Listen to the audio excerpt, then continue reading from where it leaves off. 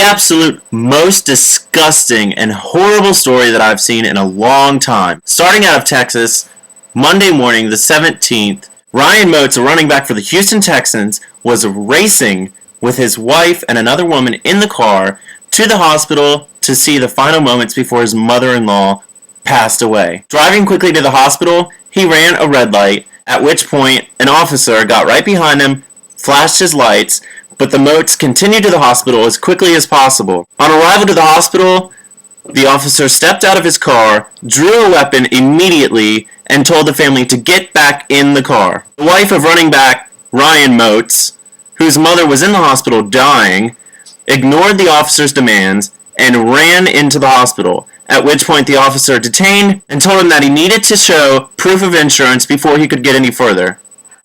Moats pleaded with the officer, saying that his mother-in-law was seconds away from dying, but the officer refused to let him go, saying that if he didn't show his insurance card, his car would be towed. An argument pursued, at which point the officer said that if Ryan Moats did not drop his sucky attitude, he would arrest him for running a red light.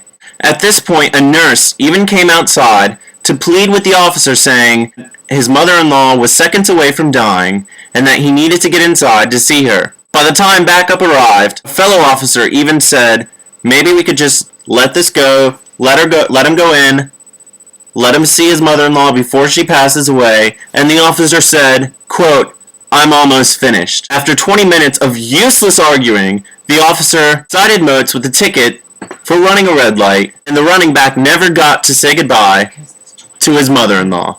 She passed away because of a ridiculous officer. The officer hasn't been fired. He's on restricted duty. Hasn't even been suspended. Nothing but restricted duty. This is outrageous. This is ridiculous. And these are the people who are supposed to protect and serve.